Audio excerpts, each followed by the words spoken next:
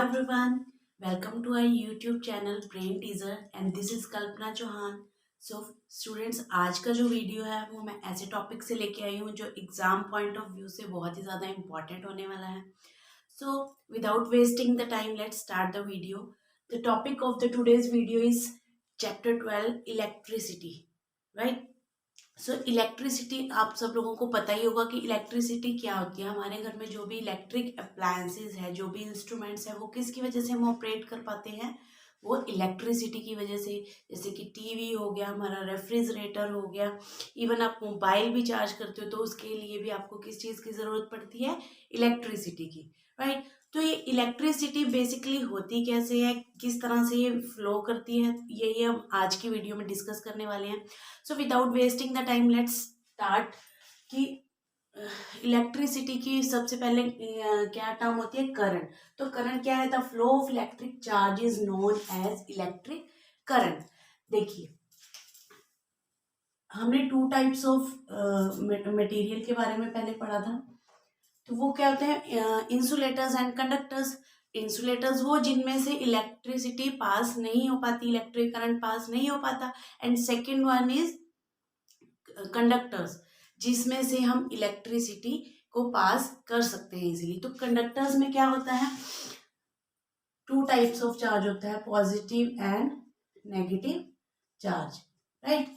सो जब हम कोई भी एनर्जी उस कंडक्टर को देते हैं तो उसकी वजह से क्या होता है? उसके जो चार्ज होता है वो मूव करना शुरू कर देता है, जो ये नेगेटिव चार्ज है। सो इस नेगेटिव चार्ज के मूवमेंट की वजह से क्या होता है कि इलेक्ट्रिक करंट जो है वो फ्लो करना शुरू हो जाता है। तो the flow of electric charge is known as electric current. कि किसी भी एनर्जी की वजह से जब वो चार्ज का फ्लो होना स्टार्ट हो जाता है तो उस फ्लो की वजह से क्या होता है? इलेक्ट्रिक करंट जो है वो प्रोड्यूस होता है। अब यहाँ पर एक चीज मैं आपको बता दूं कि जो नेगेटिव चार्ज है उसके मूवमेंट की वजह से ही सिर्फ इलेक्ट्रिक करंट जो है वो प्रोड्यूस होगा, राइट।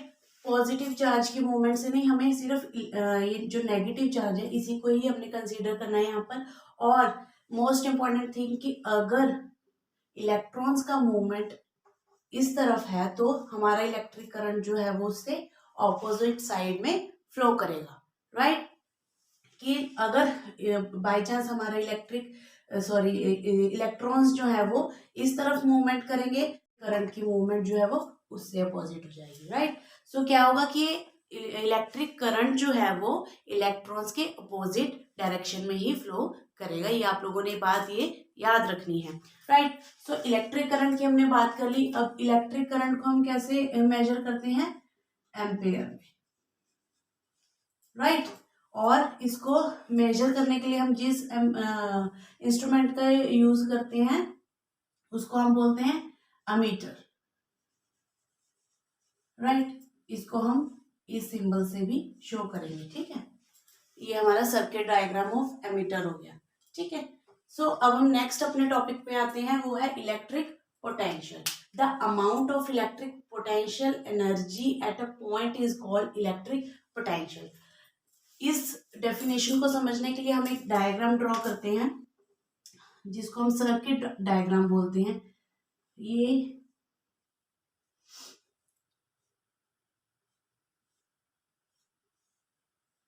ये हमारा एक सर्किट डायग्राम हमने बना लिया है यहाँ पर, राइट। सो यहाँ पर हमने एक बैटरी, हमने जिसको हम सेल भी बोलते हैं, यहाँ पे हमने अपनी बैटरी को यहाँ पर लगा दिया है, जिसकी वजह से ये जो हमारा बल्ब है वो ग्लो करना स्टार्ट हो जाएगा।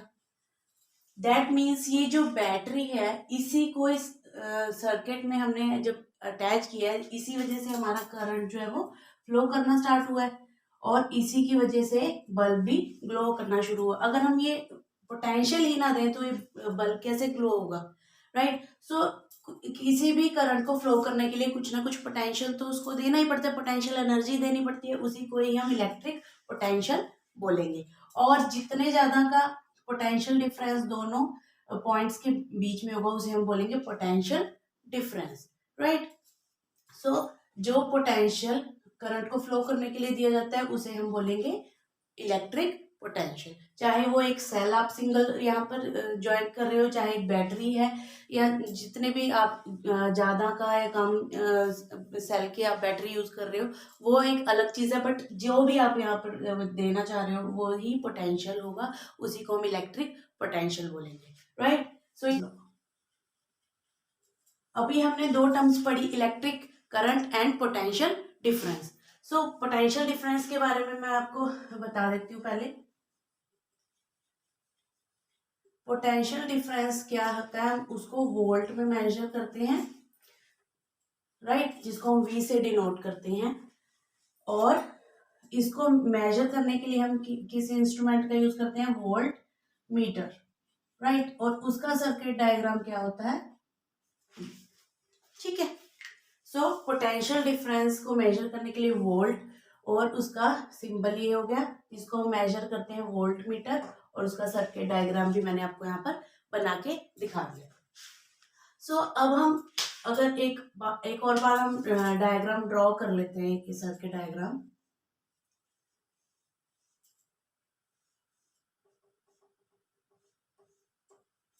राइट। सो यहाँ पे मान लो मैंने कुछ भी ऐसे बैटरी कनेक्ट की है, और ये हमारा बल्ब हो गया, ये बल्ब के लिए सर्किट डायग्राम हम ऐसा यूज करते हैं।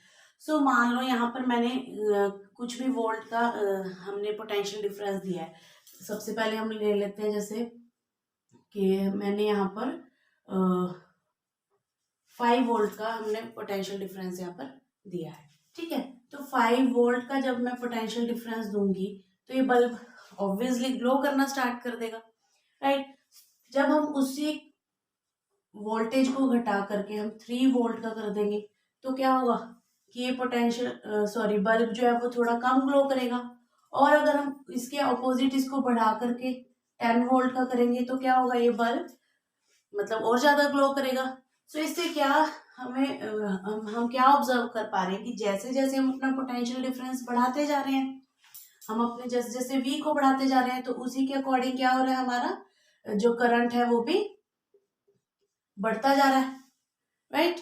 सो इससे हमें क्या पता चल रहा है कि जैसे जैसे हम अपना पोटेंशियल डिफरेंस बढ़ा रहे हैं, उसी के अकॉर्डिंग हमारा करंट भी बढ़ता जा रहा है। It means V is directly proportional to I, right.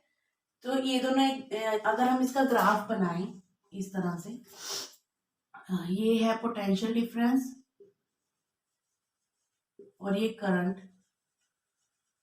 की अगर हम बात करें, तो जैसे जैसे हम पोटेंशियल डिफरेंस बढ़ाएंगे उसी के अकॉर्डिंग क्या होगा, ये हमारा करंट भी इंक्रीज करता जाएगा। तो ये स्लोप क्या, जैसे जैसे पोटेंशियल डिफरेंस हो रहा है उसी के अकॉर्डिंग हमारा करंट भी बढ़ता जा रहा है। सो ये स्लोप क्या, बेसिकली ये V is directly proportional to I, या हम इसको इस तरह से भी लिख सकते हैं, V is equal to I R। R is constant, या फिर हम इसको क्या बोलते हैं, रेजिस्टेंस,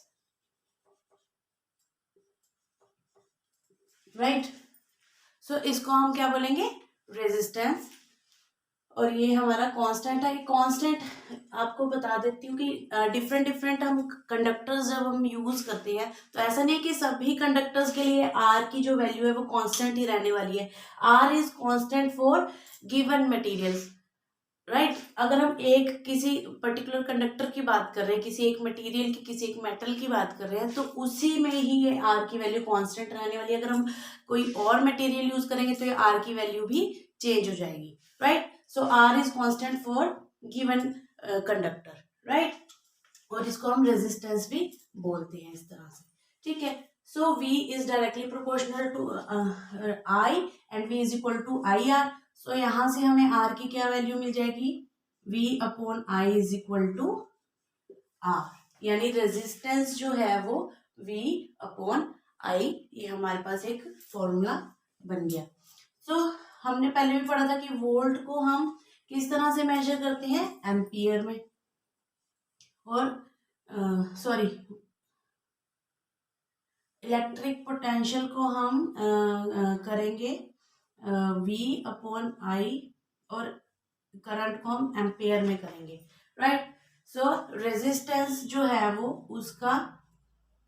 उसके लिए हम कौन सी यूनिट यूज करेंगे, ओम की, जिसको हम इस तरह से ये इसका सिंबल बन जाएगा, ठीक है। ये ओम का सिंबल है जिसको हम रेजिस्टेंस को मेजर करने के लिए यूज करते हैं। तो अगर हम बोलें कि एक वायर है, इसमें 1 वोल्ट का पोटेंशियल डिफरेंस है और 1 एम्पेयर का करंट है, तो उसका रेजिस्टेंस भी 1 ओम का हो जाएगा, ठीक है।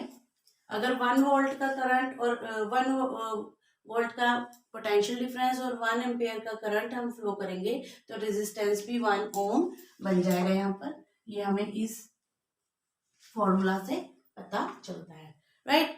सो ये this is all about the Ohm's law. So basically क्या हमने देखा कि जैसे जैसे पोटेंशियल डिफरेंस इंक्रीज हो रहा है उसी के अकॉर्डिंग हमारा करंट भी इंक्रीज हो जाएगा। हमें ये फॉर्मूला यहाँ पर पूरा मिल गया है। सो अगर हम रेजिस्टेंस की और बात करें,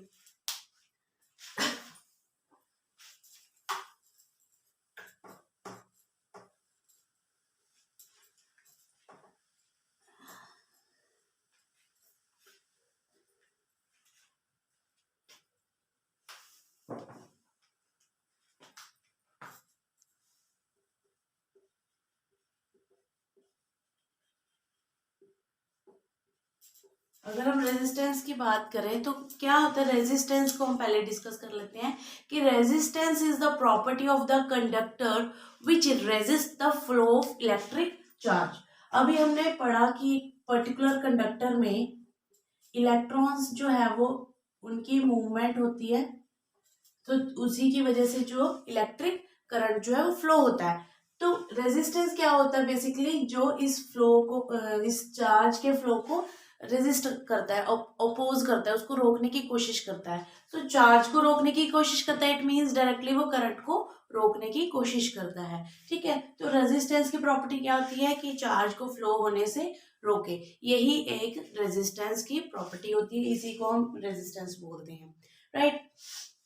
सो रेजिस्टेंस के अगर हम रेजिस्टेंस को मेजर करना हो तो अभी हमने डिस्कस किया था, तो R is equal to V upon I, ये हमारे पास फॉर्मूला आया था। अब हम एक डायग्राम ले लेते हैं,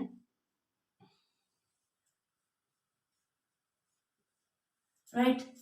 सो अगर मैं बोलूं कि इस सर्किट डायग्राम में मैंने 30 वोल्ट का पोटेंशियल डिफरेंस दिया है और 45 एम्पेयर का इसमें करंट जो है वो फ्लो हो रहा है, राइट।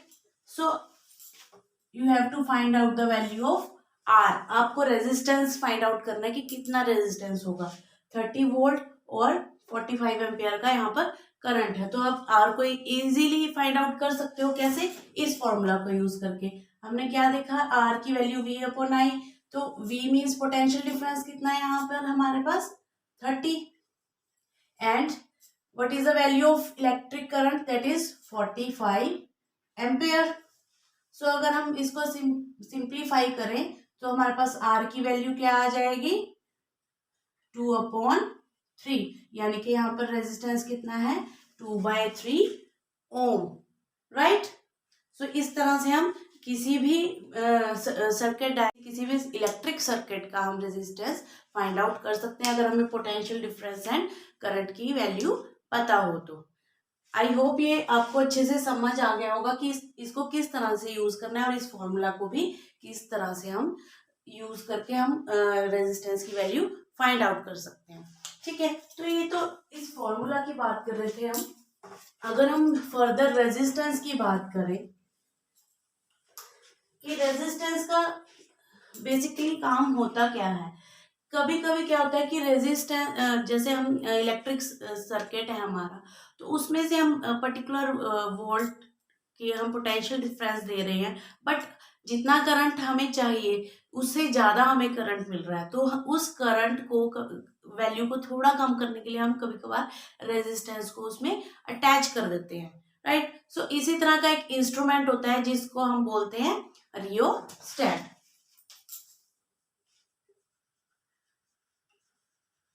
रियोस्टेट सो रियोस्टेट क्या होता है? Rheostat is a device which is used in circuit to provide variable resistance, कि इस ऐसा रेजिस्टेंस जिसको हम कम ज़्यादा भी कर सकते हैं और जिसको हम हटा भी सकते हैं। सो ऐसा वेरिएबल रेजिस्टेंस यूज करने के लिए हम जिस डिवाइस का यूज करते हैं वो होता है रियोस्टेट, राइट। तो रियोस्टेट का पर्पस तो मैंने आपको बता ही दिया। जैसे ये गिवन कोई भी सर्किट डायग्राम है, इसमें कितनी भी हमने मान लो वोल्टेज दी है और कितना भी करंट जो हमें मिल रहा है, हमें वो करंट से कम वैल्यू वाला करंट चाहिए, तो हम क्या करेंगे, यहाँ पर सिंपली एक वेरिएबल रेजिस्टेंस को इसमें अटैच कर देंगे, तो उसी के अकॉर्डिंग इस करंट की जो है वो वैल्यू थोड़ी कम हो जाएगी। और रेजिस्टेंस का सर्किट डायग्राम जो है वो इस तरह से होता है, राइट। सो आपको रेजिस्टेंस का बेसिकली फंक्शन भी अब इसमें समझ आ गया होगा। अब रेजिस्टेंस क्या होता है ये तो हमने समझ लिया। अब ये रेजिस्टेंस होता किस वजह से, कौन कौन सी चीजें हैं जो इसको इफेक्ट करती है, किस चीजों की वजह से कम या ज्यादा क्यों होता है। अभी हमने डिस्कस किया ना कि डिफरेंट डिफरेंट कंडक्टर्स का रेजिस्टेंस जो है वो भी अलग अलग ही होगा, तो ऐसा क्यों होता है।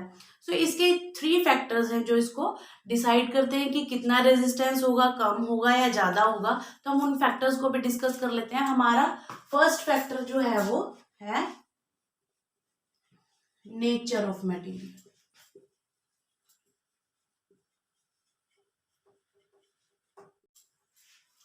नेचर ऑफ मटेरियल से क्या मतलब है, ये आपको इजीली समझ आ जाएगा ये वाला पॉइंट, कि जिस हिसाब का वो मटेरियल होगा, जैसे हमने अभी डिस्कस करा कि good conductors and bad conductors.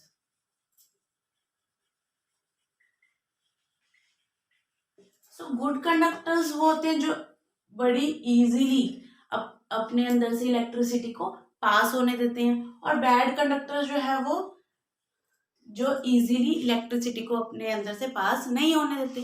तो जो गुड कंडक्टर्स है उनका रेजिस्टेंस जो है वो बहुत ही ज्यादा लो होगा, और जो बैड कंडक्टर्स है उनका रेजिस्टेंस बहुत ज्यादा हाई होगा। सो गुड कंडक्टर्स हम उन्हीं को बोलेंगे जिनकी रेजिस्टेंस प्रॉपर्टी जो है वो कम होगी, राइट, जिनकी रेजिस्टेंस बहुत ही ज्यादा लो होगा। और बैड कंडक्टर्स वो होंगे जिनका रेजिस्टेंस बहुत ज्यादा हाई होगा। सो ये उस मटेरियल के नेचर पे डिपेंड करता है कि वो कौन सी मेटल है, उसका नेचर कैसा है, वो गुड कंडक्टर है या बैड कंडक्टर है। सो इसी के अकॉर्डिंग हम उस सब्सटेंस की, उस मटेरियल की कंडक्टिविटी या रेजिस्टिविटी को हम डिस्क्राइब कर सकते हैं कि वो किस तरह की, उसका रेजिस्टेंस कैसा होगा, राइट। सो ये नेचर के ऊपर डिपेंड करता है कि वो कौन सी मेटल है, कौन सा मटेरियल है। तो ये नेचर ऑफ मटेरियल वाला जो पॉइंट है वो यहाँ पर फिनिश हो गया। अब हम सेकेंड फैक्टर की बात करेंगे। सेकेंड फैक्टर क्या होता है हमारा, length, length of the conductor. अब देखिए जैसे हम वायर ले रहे हैं, ठीक है, मान लो इसमें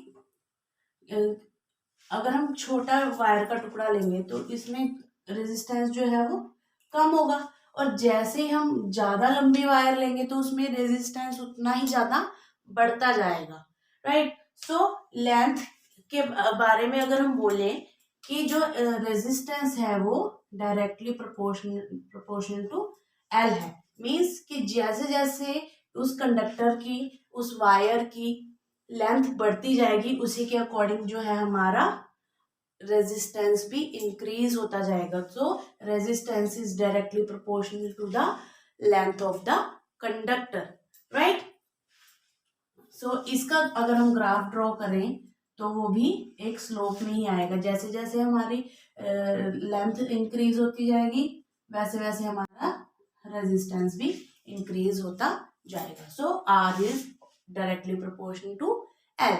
सो ये फैक्टर भी यहाँ पर हमारा फिनिश हो गया। अब हम थर्ड फैक्टर के बारे में अगर बात करें तो थर्ड फैक्टर क्या है हमारा, area of cross section. Area of cross section क्या होता है, जैसे ये एक वायर ले ली मैंने और ये एक दूसरी वायर ले ली, एक थोड़ी पतली वायर है और एक थोड़ी मोटी वायर है। सो उसकी जो ये मोटाई होती है, ये विड्थ होती है, इसी को हम एरिया ऑफ क्रॉस सेक्शन बोलेंगे। सो जितनी ज्यादा हम पतली तार लेंगे, जितनी ज्यादा थिन होगी हमारी वायर, उसमें से उतना ही करंट को फ्लो करने के लिए स्पेस कम मिलेगा।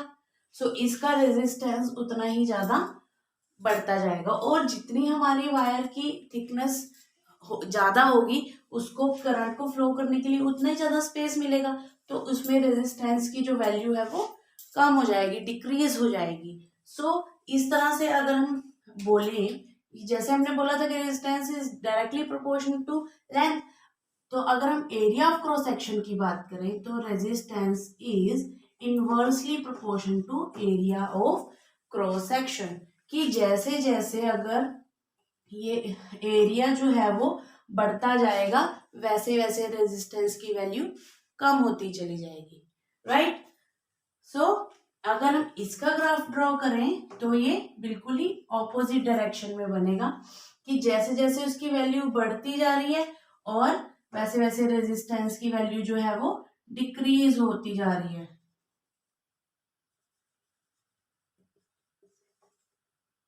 Right. So R is inversely proportional to area of cross section। सो ये तीनों फैक्टर्स थे जो एक पर्टिकुलर कंडक्टर के रेजिस्टेंस को बताते हैं कि उसका रेजिस्टेंस किस क्वालिटी का होगा, कितना ज़्यादा होगा, कितना कम होगा। मैंने ये सब आपको डिस्क्राइब कर दिए। आई होप आप लोगों को ये समझ आए होंगे। So guys, this is all about the topic. I hope you like this video. Please like and share the video and subscribe the channel. See you soon in the next video. Thank you so much for watching.